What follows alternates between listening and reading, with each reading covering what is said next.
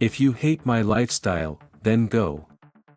Brooke said it with an icy tone that didn't match the woman I once knew. No hesitation. No blink. She grabbed her jacket and walked out the door, to meet Derek, her best friend, for another night of drinks and dancing, while I sat alone wondering how our marriage had become this fragile. My name is Ezra, 28, a logistics coordinator at Iron Veil Freight in Columbus, Ohio.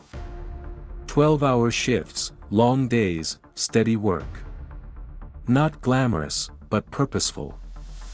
I came home tired most nights, hoping for a quiet dinner with my wife.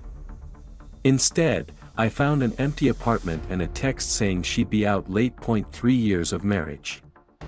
5 years together.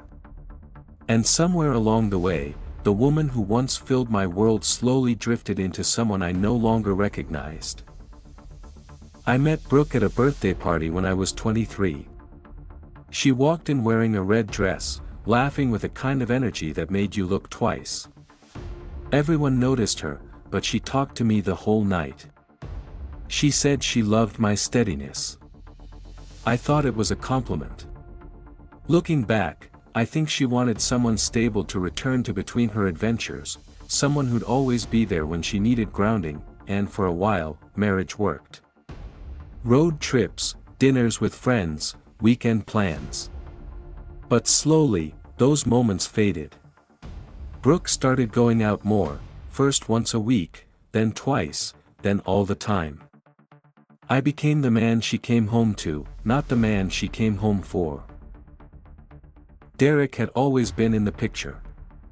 Her college friend. Purely platonic, she said. I wanted to believe her. But it's hard to stay calm when your wife gets dressed up for nights out with another man more often than she does for you. I suggested I join them sometime. Brooke laughed. You'd hate it. You're not a club person. Maybe she was right. But for her, I would have tried anything. Something she never did for me. My dad always said marriage works when both people show up. But I was the only one showing up anymore. I got home at 7 p.m. Brooke was already dressed, keys in hand. Derek's picking me up in 10. Can we talk first? I asked. She sighed like I was ruining her night. We're not doing this again, Ezra. You always have plans, I said. That's the problem. She turned, cold and sharp. If you hate my lifestyle so much, then go. I'm not sitting around just because you can't handle me having a life. Wife. Husband. And somehow, we were living two completely separate lives. She left. And the apartment, our home, fell into a silence that felt heavier than ever. That's when something inside me shifted. Quietly. Calmly.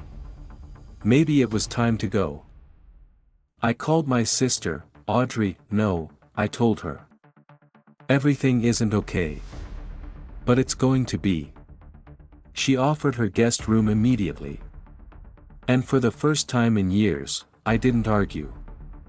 I didn't apologize. I started packing. 3 years of marriage, and everything I owned fit in the trunk of my car. Her side of the closet was overflowing with dresses and heels. Mine looked like an afterthought. I took what mattered. My father's old coffee mug, my grandmother's skillet, the watch she gave me on our first anniversary. The photo from our honeymoon. I left it behind. Before leaving, I wrote a simple note. No anger. No explanations. Enjoy your shallow life. I'm done. I set the key on the counter and walked out. Audrey welcomed me with a hug that said more than words. We unpacked in silence. Peaceful silence. A kind I hadn't felt in years. My phone buzzed non-stop. Texts, calls, voicemails from Brooke. Where are you? Why is your stuff gone? Call me back right now. I didn't respond. She'd told me to go. So I went, and for the first time, I wasn't scared. I was relieved. Brooke showed up at Audrey's house 3 days later, mascara smudged, voice shaky, "This is ridiculous. We had a fight. He can't just leave." Audrey didn't flinch. "You told him to go. And he finally listened." I stayed out of sight as Brooke cycled through anger, tears, bargaining, desperation. But nothing moved me. Not anymore. Eventually, she left, realizing this wasn't a game she could win, and that was the moment I finally felt free. Without me paying half the rent, she lost the apartment. Without me taking care of things, her late nights caught up with her. She showed up hungover at work too many times, and got fired. Even Derek pulled away. He wanted party Brooke, not responsibility Brooke. Eventually, she moved back in with her parents in Kentucky. That I didn't feel happy or vindicated. Just, done. Finally done.